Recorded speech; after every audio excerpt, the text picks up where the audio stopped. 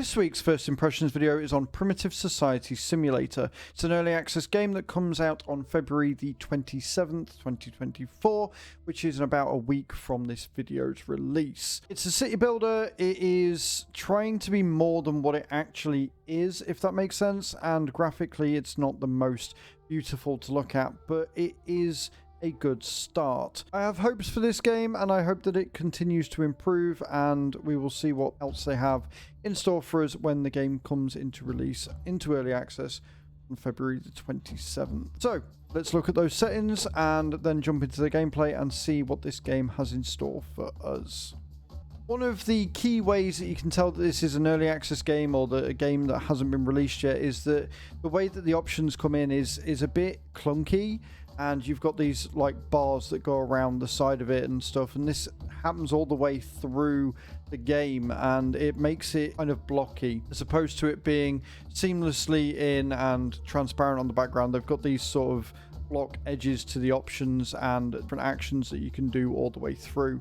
Also, there seems to be a weird sort of quality disparity between the options and some of the instructions that the game gives you over the game, the text that's been sort of graphically made to look like the rest of the game. So down here you'll see where this is quite sharp and very easy to read, and then you look down at the confirm button and the restore defaults and it's a bit blurry. It's like in making it fit the aesthetic, they've made it less clear and less easy to read.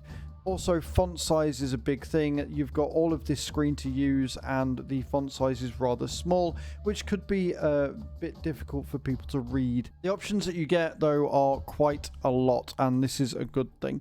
So you can pan the camera, you can change between the item details, etc. You can have it so that mouse over edge scroll is a thing. I don't know why there's no space between here.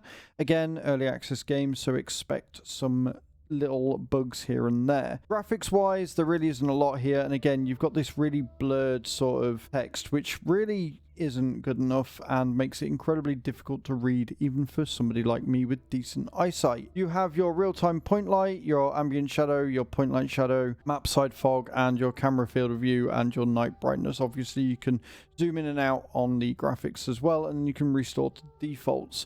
One thing I will say is that the resolution I'm not a huge fan of because it is the scroll as opposed to a drop down menu, and the game does start you in windowed borderless. Your sound options, there aren't really a lot here, and the sound is incredibly loud.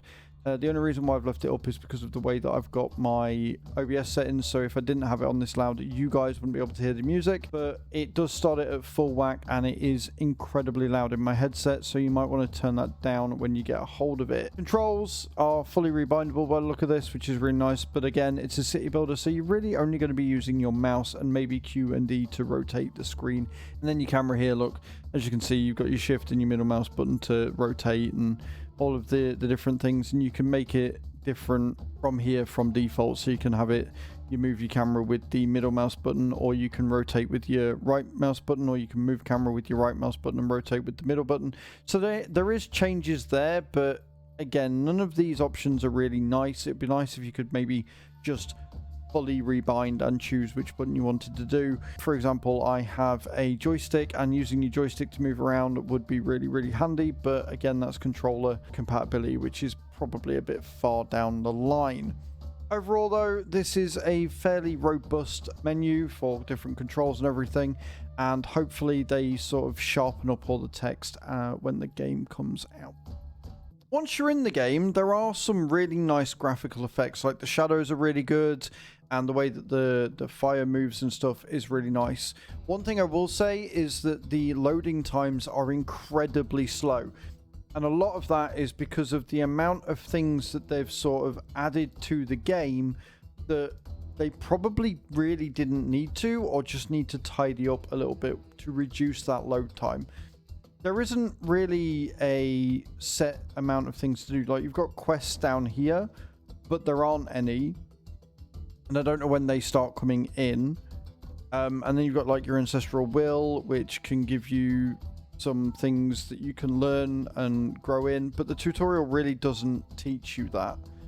The tutorial basically just teaches you the basics, and even then it seems over convoluted. It seems more complicated than it needs to be. when you look here, you can assign your work. You've got different priorities for each villager, and then you've got, you know, different higher priorities on top of that. You've got all of the different things for your herbs and medical care and stuff. Like, it's a very robust menu, but I don't feel like you really need it to be this robust. I feel like a simplified version and, you know, a simplified menu, because here, like, it just looks messy with the fact that you've had to double up on the queue and make it go to the side, and you could just do this screen a lot better, either by utilizing more of the screen so you can make everything bigger, or just by simplifying it and dumbing it down. Either way, it looks messy right here, and it doesn't really explain very well whether it's a high priority with a lower number or a high priority with a higher number.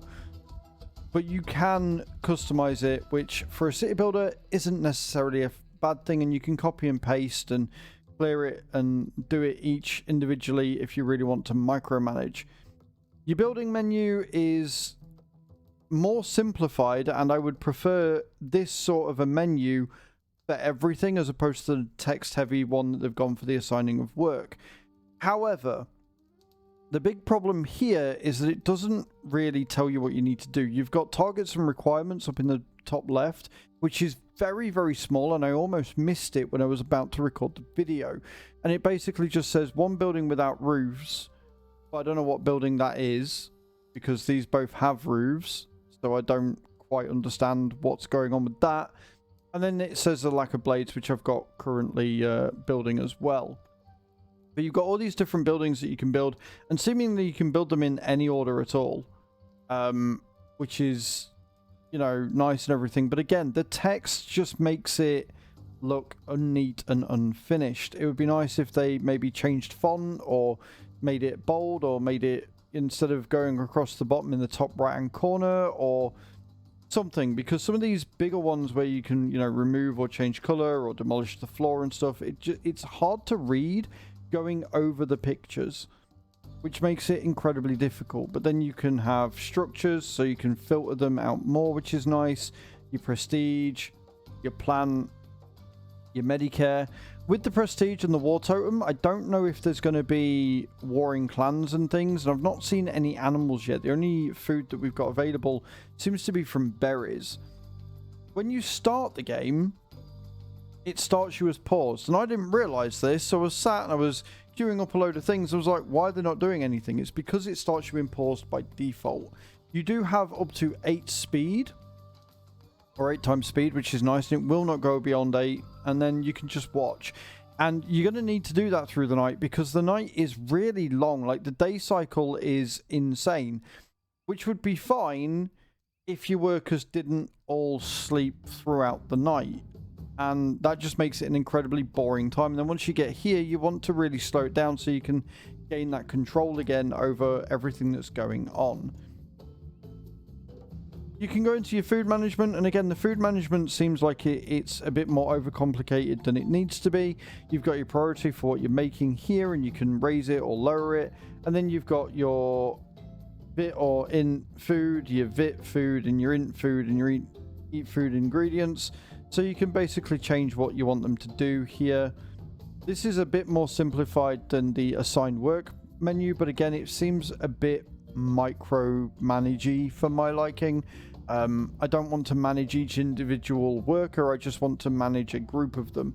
So most city builders these days tend to be, if you've got this sort of people management, you will have them, you'll assign a number of workers to the building, and that will deal with the priority, whereas this seems to be individual with everything.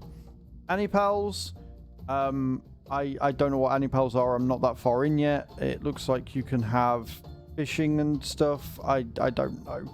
Again, the tutorial doesn't really sort of go into any of that. And then you've got your creations here, which can show you your, I assume, your research tree. So you can go through and you can, you know, discover each things with how many of these that you make. And then you've got your search for herbs button, so you can send each people out to go and search for herbs. And then you've got your world map, which shows you, you know, different areas that you can go, and then your home. This looks intimidating. I'm not gonna lie. This looks quite intimidating as you go around, and you can assume take other people and go back to things and really get quite deep. Reset camper. No. How do I get back? How do I get back? There you go. Overall, it looks pretty in depth. Graphically, it's very, very simplified.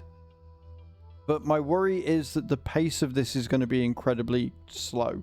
Even if you have it on 8 times speed, by the time that you've learned everything and researched everything, especially without a clear sort of quest or target line, I don't know how much fun you're going to have or how tedious you're going to find it. To me, it's too slow paced. I would rather something be a bit faster paced, more buildings, more requirements, like simply saying I've got a lack of pickaxes and that there's no progression there to build new buildings seems a bit of an oversight. Like, it definitely seems like with 10 people, you could do a lot more than what I'm actually doing. The game is in early access though and does have potential, but they're my first thoughts and impressions. And honestly, I feel like they're focused so much on the different menus that you can have and less on the actual gameplay that the game suffers as a result. Thank you very much for watching, and I hope to see you all in the next video. Ciao, ciao.